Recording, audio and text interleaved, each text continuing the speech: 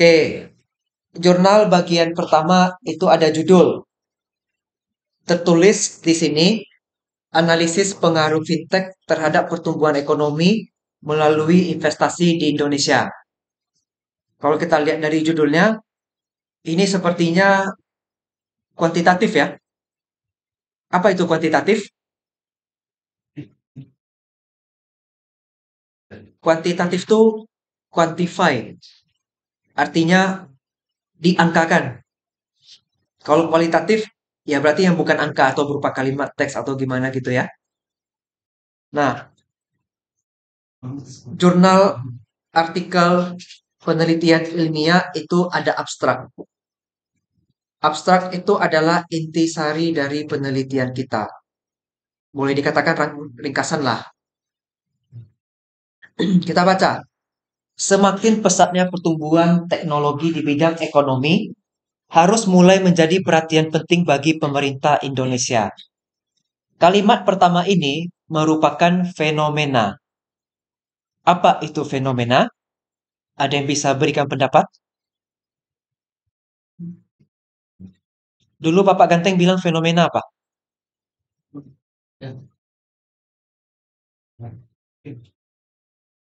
Ada yang bisa beri pendapat satu aja. Gak usah khawatir salah. Kita belajar. Apa itu fenomena? Apa? Gojek. Oh, objek. Bukan. Itu bukan objek. Kejadian atau peristiwa benar tapi masih kurang spesifik.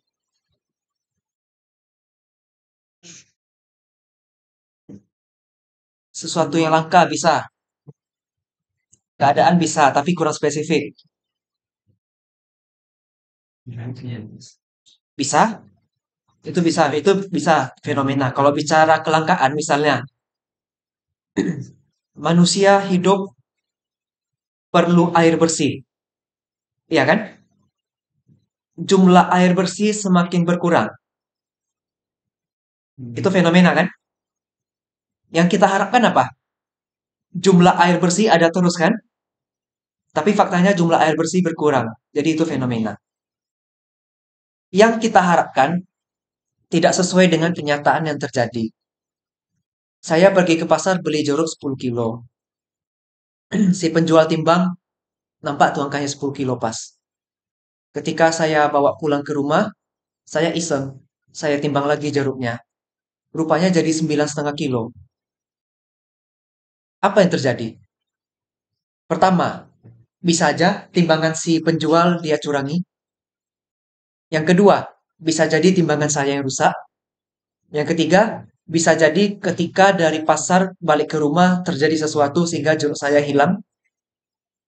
Entah dimakan, atau dicuri, atau diapakan lah, gitu ya. Harapan kita apa? 10 kilo di pasar sama dengan 10 kilo di rumah kan? Kenyataan yang terjadi, hilang 0,5 kilo. Itu namanya fenomena. Bisa dipahami? Cukup mudah ya untuk diinterpretasikan ke contoh-contoh yang lain. Nah, jadi kalau kita bicara fintech terhadap ekonomi melalui investasi, harapan kita apa? Pertumbuhan ekonomi bagus terus kan? Fenomenanya apa? Ya kita belum tahu, kita belum selesai sampai sana kan? Nah, kita baru baca kalimat pertama sini. Nah, karena abstrak ini berupa ringkasan, maka fenomenanya cuma satu kalimat. Nah, kita harus baca di bagian pendahuluan ini. Ada yang namanya latar belakang masalah. Tapi nanti ya, kita balik ke abstrak dulu ya. Kemudian, kehadiran fintech yang efektif ini bla bla bla. Maka penelitian kali ini berusaha melihat bagaimana pengaruh fintech terhadap pertumbuhan ekonomi melalui tingkat investasi. Ini adalah tujuan penelitian, yaitu melihat bagaimana pengaruh kehadiran fintech bla bla bla terhadap bla bla bla gitu. Itu namanya tujuan. Cukup jelas ya? Tertulis langsung di abstraknya. Kemudian, dengan menggunakan data time series dan metodologi penelitian uji analisis multivariat. Ini namanya metodologi penelitian. Ditemukan hasil bahwa secara tidak langsung, variabel fintech memiliki pengaruh terhadap pertumbuhan ekonomi melalui investasi. Ini namanya hasil penelitian. Kemudian eksistensi dan prospek bla bla bla. Ini adalah ada beberapa jenis ya. Ada saran penelitian, implikasi penelitian, keterbatasan penelitian. Jadi itu tergantung menulisnya bagaimana ya. Kita masuk ke pendahuluan. Paragraf pertama. Ini biasanya dimulai dengan hal yang umum. Contohnya di situ tulisnya fintech adalah sebuah istilah untuk bla bla bla. Atau misalnya kalimat lain. Indonesia adalah negara berkembang yang sedang bla bla bla. Amerika Serikat merupakan negara maju yang suka melakukan inovasi. Nah, itu kan kalimatnya umum ya. Jadi baik artikel ilmiah maupun skripsi latar belakang selalu dimulai dari hal yang umum terlebih dahulu. Nah, baru di paragraf kedua, berdasarkan data World Bank ditujukan bahwa lebih dari 400 juta pengguna bla bla bla. Nah, ini sudah mulai nunjukin data. Kalau sudah mulai nunjukin data, itu sudah mulai masuk ke fenomena. Fenomena bisa dalam tiga bentuk. Bentuk gambar atau grafik, bentuk tabel, atau narasi tulisan. Kalau yang artikel ini kebetulan, gambarnya ada. Ini gambar, gambar, gambar, gambar, tabel. Kalau tulisan ada, ini tulisan kan? Nah, ini enak, bisa langsung nampak semuanya.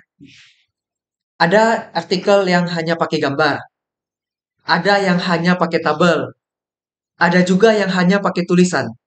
Nah, yang agak sulit itu yang hanya tulisan. Artinya betul-betul harus kita baca, harus kita pahami baru tahu fenomenanya apa. Dan artikel bisa aja seperti itu ya. Tidak wajib harus ada selalu ada gambar itu. Nah, kita lihat lagi ya ke fenomenanya yang berupa gambar ini. Pengguna internet di Indonesia. Kecenderungannya apa nih? Naik ya. Perkembangan perusahaan fintech di Indonesia. Kecenderungannya naik. Berarti masih sejalan ya. Kalau masih sejalan harusnya nggak ada fenomena dong. Nanti bagus-bagus saja. Kalau ini cuma sekedar distribusi penggunaan fintech ya. Ada yang untuk lending, ada yang untuk crypto, ada yang untuk payment. Nah, ini lagi. Nilai transaksi fintech. Kecenderungannya naik juga. Berarti belum ketemu fenomenanya nih. Kita lihat. Nilai investasi modal ventura global di perusahaan fintech. Kecenderungannya naik juga. Tapi di 2019 sedikit turun. Turun inilah yang menjadi sebuah fenomena. Kita lihat lagi dari awal ya. Logikanya, kalau pengguna internet itu naik, berarti perkembangan perusahaan fintech ikut naik kan harusnya. Kalau perusahaan fintech itu naik, bertambah terus, berarti logikanya nilai transaksi fintech ikutan naik dong. Masih cukup ya, masih terjelaskan di sini. Maka investasi modal ventura untuk fintech harusnya naik juga kan di 2019, tapi kenyataannya malah turun. Harapannya harus naik ya. Kenyataannya turun. Udah, itu namanya fenomena. Cukup jelas apa itu fenomena? Bisa dipahami fenomena itu apa? Oke. Nah, nanti kurang lebih jelasin fenomena seperti itu ya. Berikutnya, kita masuk ke teori. Kalau di jurnal ini bahasnya pakai teori pertumbuhan ekonomi klasik, teori pertumbuhan ekonomi neoklasik, Keynesian, dan lain-lainnya. Nah, kalian nanti kalau saat nulis skripsi, juga perlu diperhatikan teorinya pakai teori apa. Kebanyakan di sini apa? Ambil keuangan, SDM, atau pemasaran. Kalau mau cepat lulus ya pemasaran. Jangan ambil keuangan. Karena keuangan itu capek. Download data, input datanya lagi kan. Kalau pemasaran atau SDM kan pakai angket biasa tuh ya. Itu kan orang lain yang nyisikan untuk kita.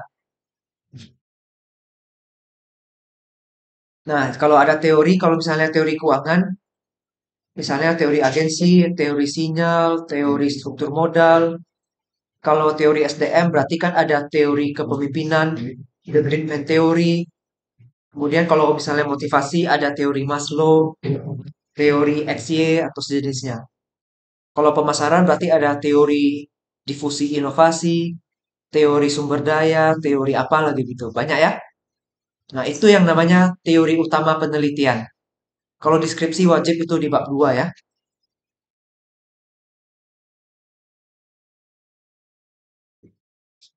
Tapi kalau misalnya financial technology adalah, investasi adalah, itu bukan teori. Itu hanya literatur review.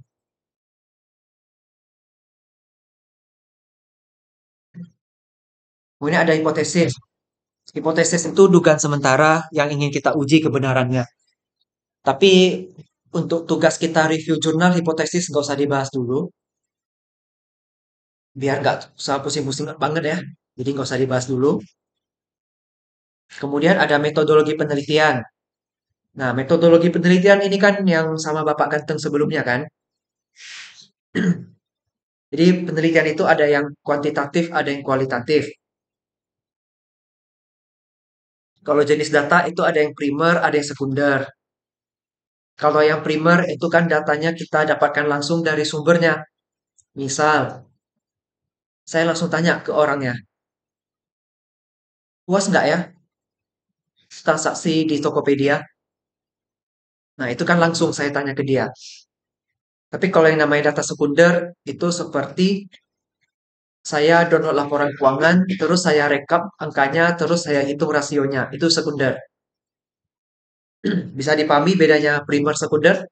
Sekunder berarti dari pihak ketiga, kalau primer itu langsung dari pihak pertama.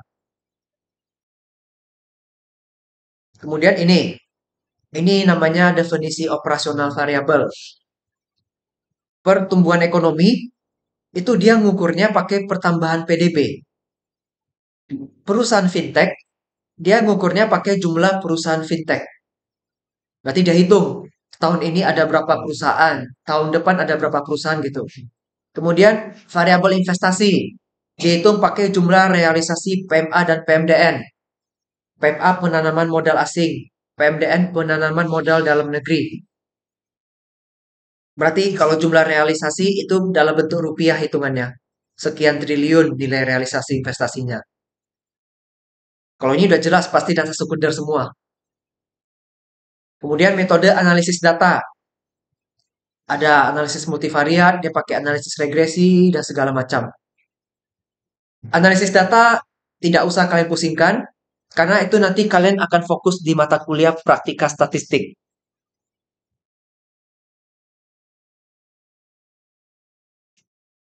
Ini dosennya adalah Pak Teddy. Ya, nanti belajar dengan Pak Teddy. Pintar dia tuh.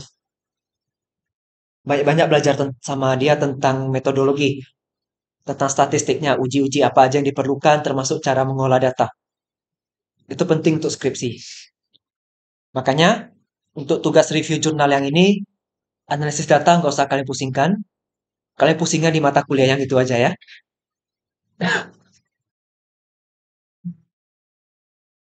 Nah, termasuk nih uji asumsi klasik, ada uji normalitas, uji autokolerasi, bla bla bla panjang itu. Nanti sama dosen yang praktika statistik aja.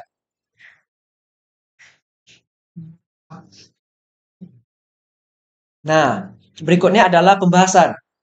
Nah, sebenarnya pembahasan yang penting. Jadi kalau di jurnal ada pembahasan, nanti ketika kalian mereview jurnal, kalian cukup ringkas pembahasan ini, ya. Nah, di sini saya kasih contoh satu. Ditunjukkan bahwa fintech memiliki pengaruh positif dan signifikan terhadap investasi. Apa itu pengaruh positif? Ada yang tahu? Waktu metodologi ada diajarkan?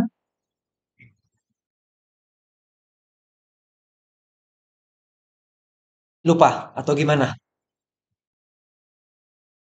Coba diingat-ingat dulu.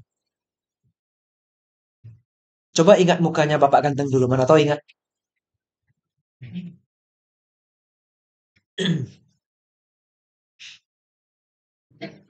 Tahu variabel X, variabel Y ya? Coba lihat itu. Saya ambil contoh. Kalau Y-nya adalah harga saham dan X-nya adalah utang, ketika utang meningkat, berarti kan perusahaan itu artinya banyak utang kan? Investor kurang suka perusahaan yang banyak utang karena takut ada risiko gagal bayar. Karena dia takut, maka dia kurang ingin mempertahankan perusahaannya. Jadi dia lepas sahamnya pelan-pelan. Ketika dia menjual sahamnya, pergerakan pasar akan menyebabkan harga saham itu turun. Ketika utang naik, harga saham turun. Itu namanya pengaruh negatif.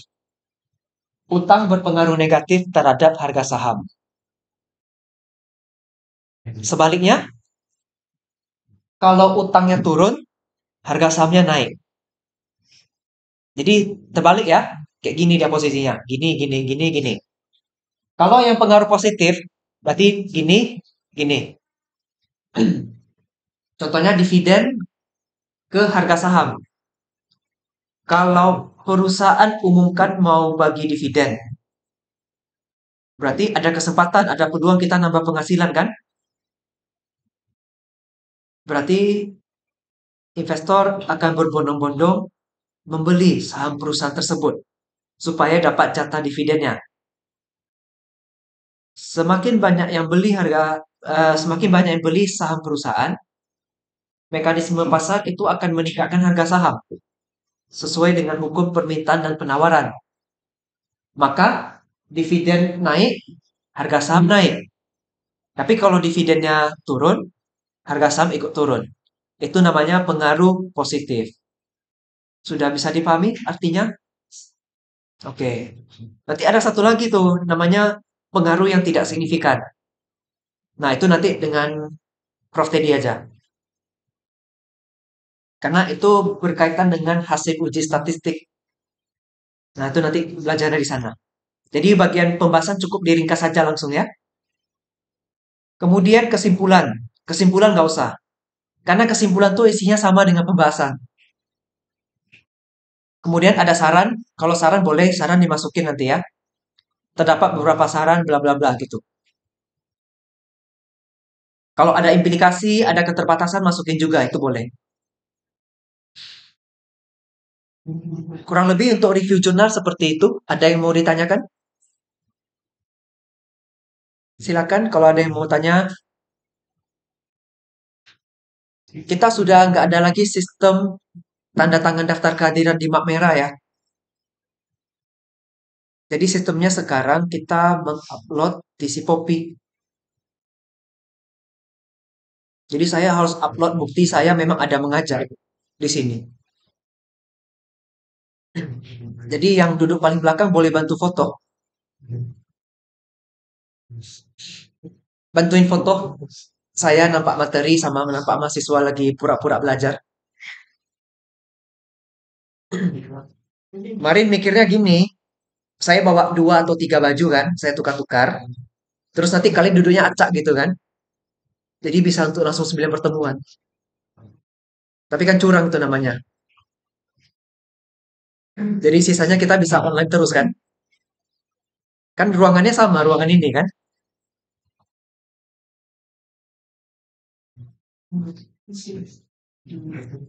Siapa? Boleh bantu foto? Udah tuh nanti kirim di grup ya. Biar langsung saya upload ke si Popi untuk bukti kehadiran.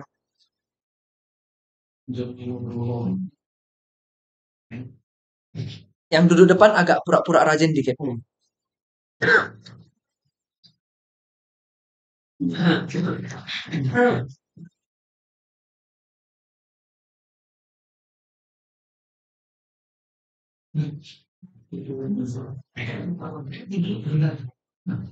Ada siapa yang foto? Ada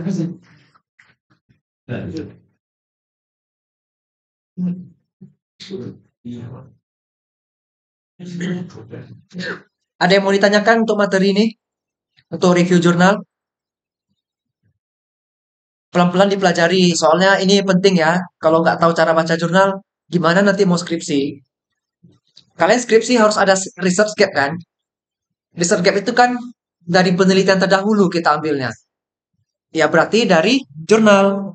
Kalau nggak tahu cara baca jurnal, dari mana kita tahu ini pengaruh positif, pengaruh negatif, atau tidak berpengaruh gitu ya?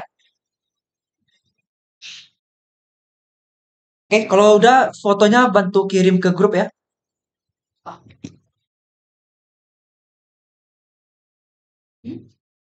Nah,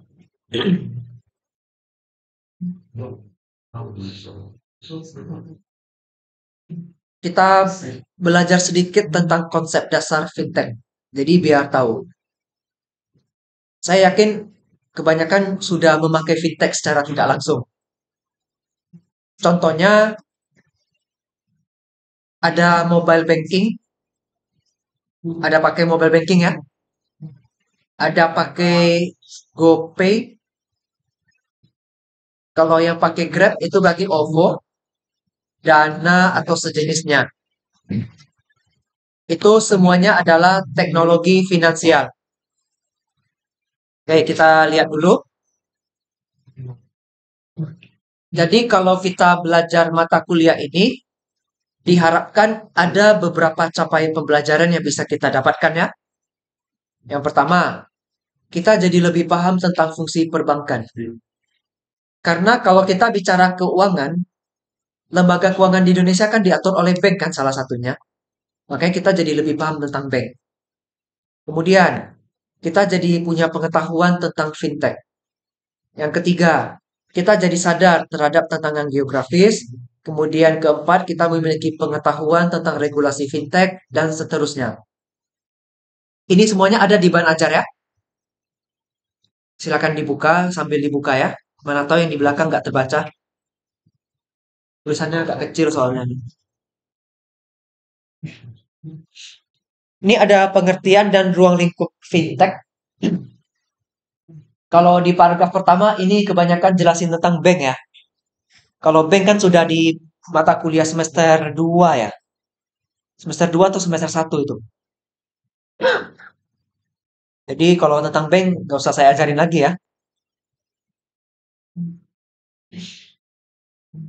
Nah, ini ada beberapa hal yang harus kita perhatikan. Yang pertama, yang sebelah kiri ya, itu ada sistem pembayaran digital payment. Digital payment yang sekarang ada di Indonesia apa aja? Kira-kira. QRIS. QRIS itu cara bacanya Kris nggak sih? Kris ya. Ada apa lagi ya? Dana. Termasuk segala sesuatu yang pay later belakangnya. PayPal boleh. GoPay later, Shopee pay later, segala macam pay later itu termasuk juga kan? Kemudian ada pendukung pasar. Saya mau pergi ke Matahari di Mall Ciputra. Saya mau beli sepatu jam 3 subuh. Nggak bisa ya? Kalau saya ke Shopee, saya buka aplikasi jam 3 subuh beli sepatu, bisa. Nah, itulah namanya pendukung pasar. Jadi terasa kan fintech itu ada di sekitar kita sehari-hari ini ya. Yang ketiga, manajemen investasi dan manajemen risiko. Ternyata peran fintech ada juga ya di situ. Dengan fintech kita mau buka deposito, tak usah ke bank lagi. Kita bisa buka dari HP. Kemudian ada pinjaman, pembiayaan, dan penyediaan modal. Contohnya seperti P2P tahu? Peer-to-peer lending. Ada crowdfunding. Terus satu yang sering berkasus di Indonesia, pinjol. Sulit diakui tapi pinjol termasuk fintech ya. Cuman disalahgunakan. Itu termasuk fintech juga. Yang kelima, jasa finansial lainnya. Yang di sebelah kanan, penyelesaian transaksi, penghimpunan modal, pengelolaan investasi, dan sebagainya, itu juga fintech bisa. Jadi udah sangat dimudahkan kalau ada fintech ya di zaman sekarang ini. Semuanya terintegrasi pada satu smartphone. Lumayan ya.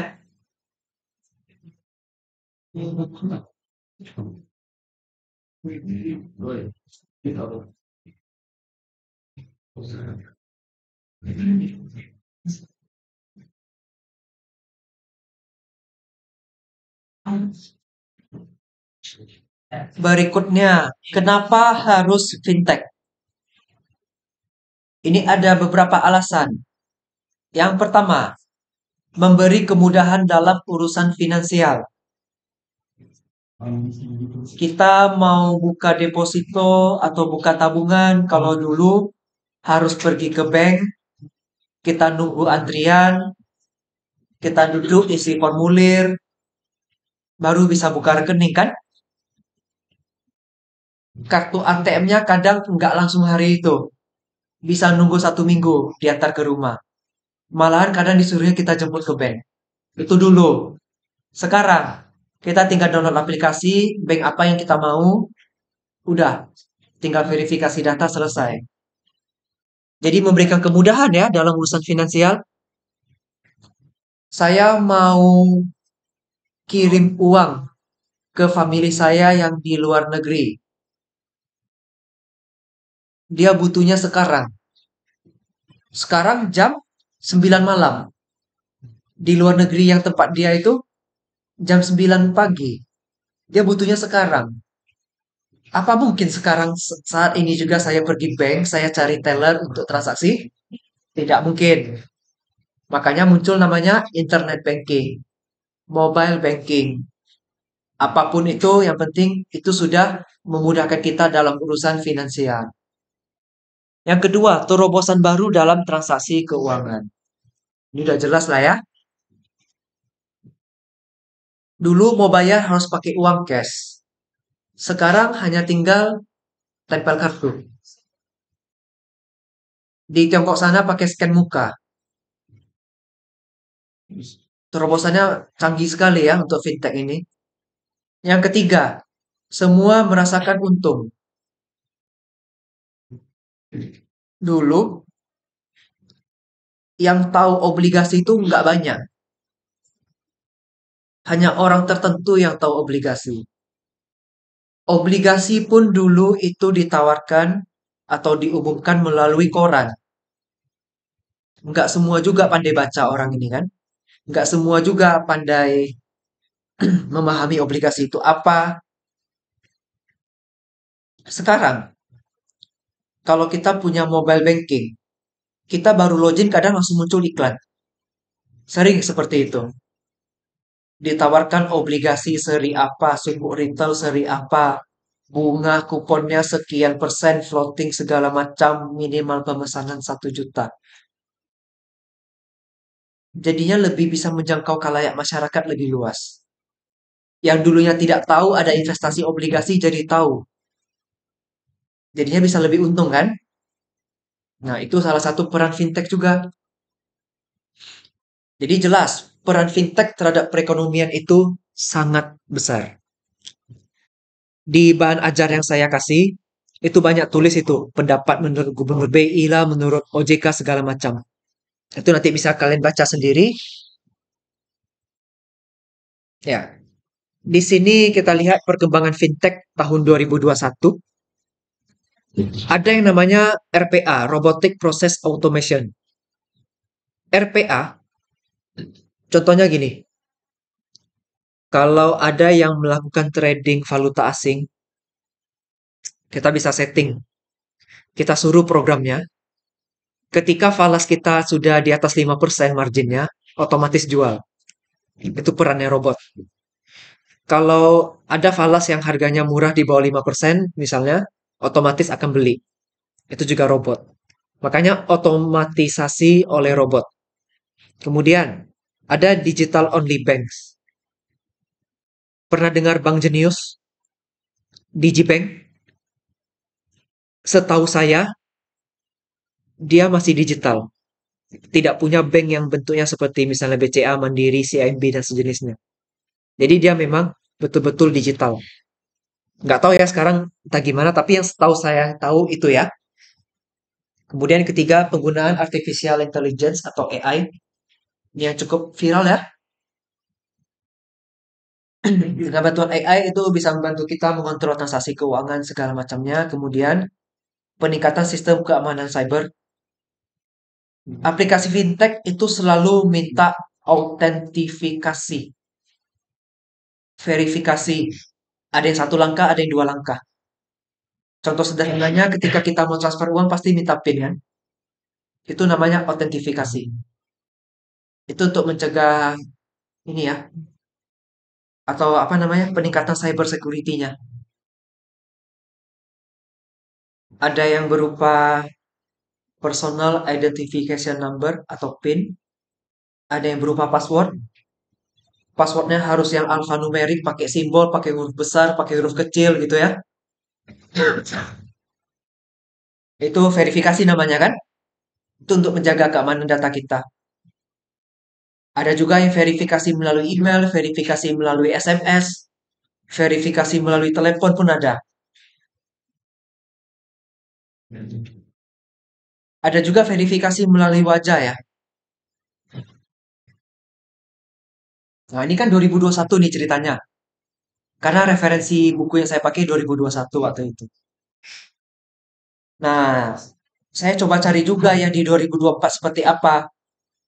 Rupanya di 2024, penerapan AI dan machine learning itu akan semakin marak. Kemudian ada juga namanya buy now pay later. Nah, itu yang saya bilang tadi. Segala sesuatu yang ekornya pay later itu semakin banyak digunakan orang. Shopee pay later lah, OVO pay later, apalagi yang pay later tuh. Ada yang pakai pay later di sini. Jadi pada dasarnya pay later itu kan sama seperti kartu kredit ya, mirip bentuknya. Kita belanjanya sekarang tapi bayarnya kapan-kapan gitu. Kemudian ada SaaS, software service as a software. Itu ada pengertiannya di bahan ajar kalian. Open banking API juga ada di bahan ajar. Kemudian ada contactless transaction dan cross border payments. Ini contohnya saya ada mengalami juga. Saya punya ATM Maybank. Jadi ketika kita di Malaysia, tinggal tempel. Transaksinya langsung selesai. Dan pada saat itu juga langsung muncul notif di aplikasi Maybank saya. Sudah terpotong dalam bentuk rupiah. Berarti sudah langsung dikurskan pada saat itu juga kan? Dan saya kan transaksinya di Malaysia. Rekening Maybank saya Maybank Indonesia. Berarti itu sudah namanya cross border payments. Nah, jadi contactless tuh yang maksudnya tadi tinggal tempel, sama yang cross border berarti yang lintas negara. Kemudian ada mobile payments. Nah, ini saya yakin semua udah pasti bisa paham. Pada punya mobile banking kan? Terus paling tidak ada pakai Gojek atau apa? Grab ya. Kemudian Tokopedia, Shopee, Lazada, Blibli, Bukalapak. Kemudian ada RegTech application itu regulatory technology. Ada voice integration. Voice integration saya nggak tahu di Indonesia sudah ada atau belum. Kalau sudah ada mungkin boleh kasih tahu. Jadi verifikasi itu pakai suara kita. Kayaknya belum ada ya di Indonesia ya. Kalau di Tiongkok sana mungkin sudah ada. Pakai suara, pakai wajah gitu ya. Kemudian ada PropTech itu untuk properti. Nanti silakan dibaca di bahan ajar. Dari situ muncullah banyak sekali apa namanya fintech yang berupa startup atau perusahaan rintisan.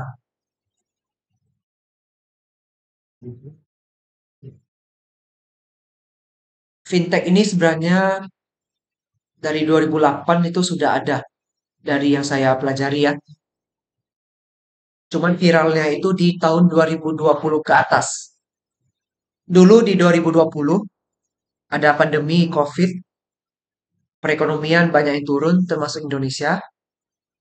secara perlahan 2021 mulai naik.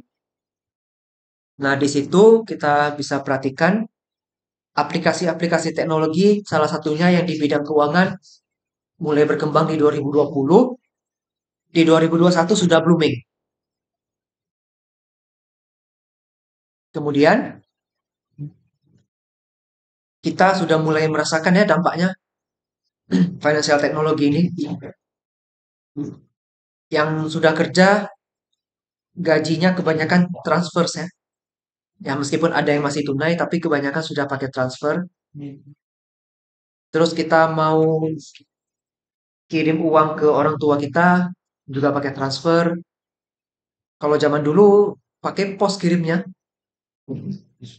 Jadi uang itu kita bawa ke kantor pos. Terus nanti dari pos itu entah gimana diatur. Nanti pos yang di tempat orang tua kita akan kasih uangnya ke orang tua kita. Tapi udah nggak ada lagi sekarang itu. Ya, meskipun di pos layanan seperti itu masih ada, tapi udah nggak dipakai lagi. Karena kan tinggal transfer semua. Nah, ini kesimpulan bisa kalian baca sendiri di bahan ajar. Udah selesai materi pertemuan pertama kita. Sudah jam 8, jadi untuk mencegah terjadinya begal, segera pulang ya. Oke, ada yang mau ditanyakan terkait materi ataupun tugas? Silakan kalau ada mau tanya. Struktur review artikelnya sudah saya WA ya. Fotonya juga sudah dikirim ya.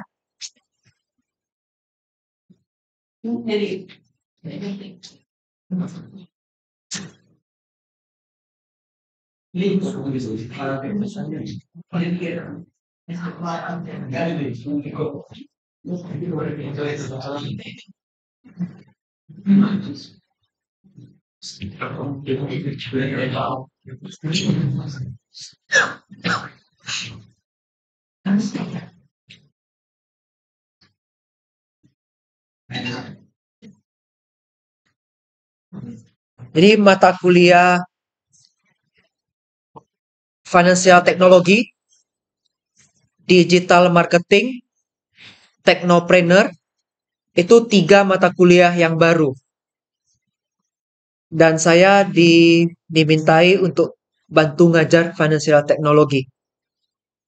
Jadi memang betul-betul saya bikin bahan ajarnya masih baru.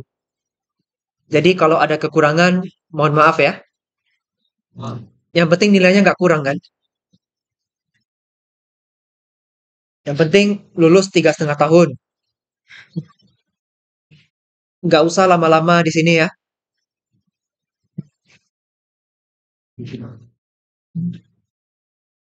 Menabung di rekening sendiri.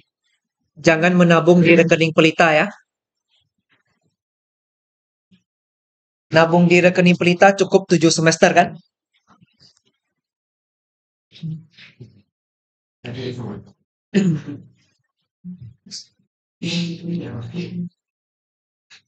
Oke, ini nanti rekamannya saya share aja ya. Nanti saya upload dulu ya.